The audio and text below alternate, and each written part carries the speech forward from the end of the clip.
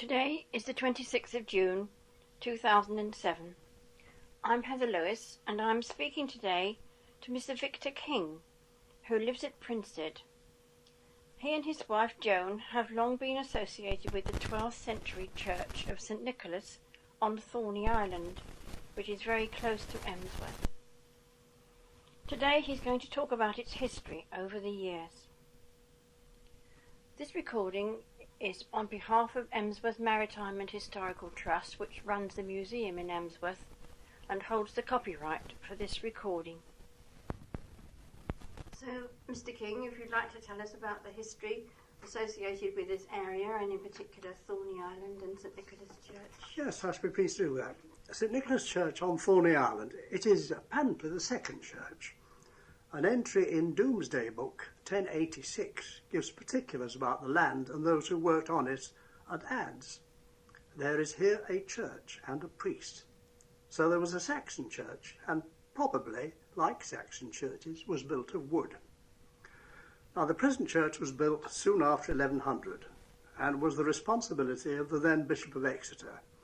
Until a resident rector was appointed, the church would have been served from Bosham, where there was a church college, and a priest would come over from Bosham in a boat.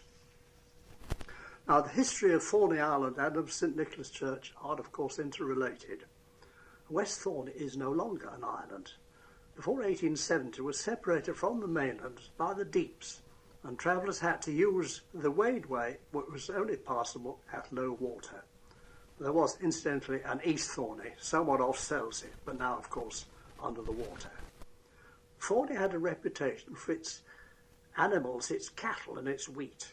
In 1676 the population was 150, but in the 1801 census the population was 71, maybe due to the change from arable to sheep farming.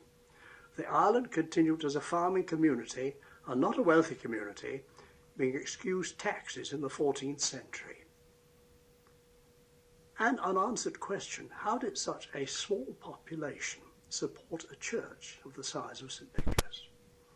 Now the church is dedicated to sailors, was built in the 12th and 13th century of flint rubble and carved stone, and was probably the size of the present chancel. In the 13th century the north and south aisles were added, though the aisles were demolished in the 17th century when the church was re-edified and beautified and a new roof was put on, a tie-beam and king-post roof, which according to Nairn and Pevsner in their book on Sussex was like a barn, in the best sense, that of humility and honesty. Now much remains: the Norman tower, the east chancel with triple lancet windows, the arches on cylindrical piers forming the north wall of the nave, and the Norman doorway, known as the priest's door, which is on the chancel's south wall, and which served as the entrance from the monastery, an outpost of the college at Bosham, though no trace of this monastery exists. The features of the church: a 12th century font. The single bell may be the oldest in Sussex, and cast in the West Country around 1275. A pair of 14th century oak screens originally across the chancel. The church's function was almost entirely spiritual, though smuggling was rife along the Sussex coast, and the tower was possibly used to keep careful watch for seaborne marauders on the 19th century. In 1885, in fact, a smuggled keg of brandy was found in the tower, and there were rumours, but only rumours, of an underground passage between the church and the manor house. The church's role and purpose. St. Nicholas Church has been a witness of Christian worship for over 800 years, but its role was to change dramatically when the RAF occupied the island prior to the outbreak of war in 1939. Arthur Mee, in his book on Sussex in 1937, wrote, "Thorney, alas, the village has flown away at the bidding of the flying age. We found hundreds of men pulling it down to set up a station for the RAF. It was one of the saddest of the sad little scenes that we came upon in our journeying. Once an island, a little land snatched from the sea, has made it a peninsula, and on it 150 people have lived. They looked across the water to Bosham, and the spire of Chichester a pleasing scene were the birds feeding on the mudflats. And they were rung to church by one of the oldest bells still ringing in these islands, and a fine little church they had. It has the hand of the Saxon and Norman in its walls, though, as we see it, it is chiefly 13th century. The little sanctuary stands alone as the sign and symbol that even in the flying age there are things that were here before men flew, and will remain when the last bomb has fallen from the skies. The RAF looked after and maintained the church throughout the war years and up to 1976, and it was in effect their church, staffed by a succession of RAF chaplains and attended by local residents who were to play an increasing part in the life of the church.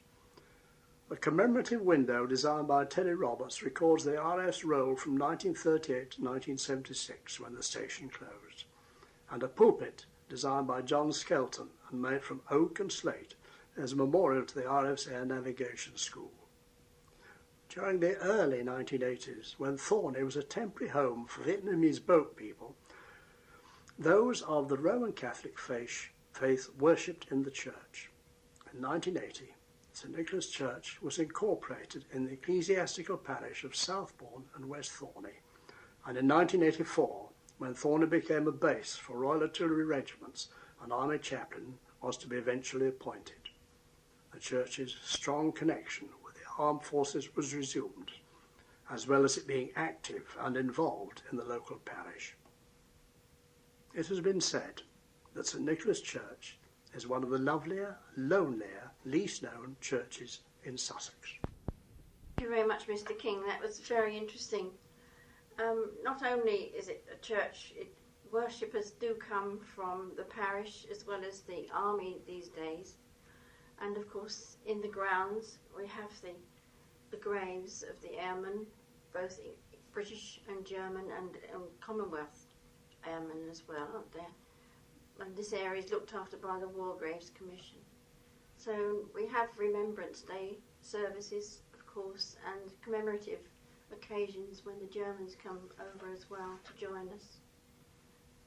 So that's, quite unusual and quite, and of course, very important.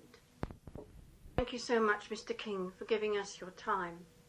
The church is, of course, situated on the banks of Thorney Channel in Chichester Harbour, which is an area of outstanding natural beauty. We hope and pray that this church will stand for many, many years to come and will be a spiritual home for everyone who comes here.